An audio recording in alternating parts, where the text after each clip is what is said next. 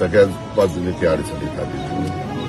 साहेब एवढं करा, माझे 15 दिवस झालं मला जेवण सुद्धा नाही. रक्त आटलंय माझं सगळं. 2 वर्षात आधीच एक मुलगा होता, ते पान लागून वारला, नवऱ्याने असं केलं. 2 आहेत, आता कशाने जगू? माझं काहीतरी करावं.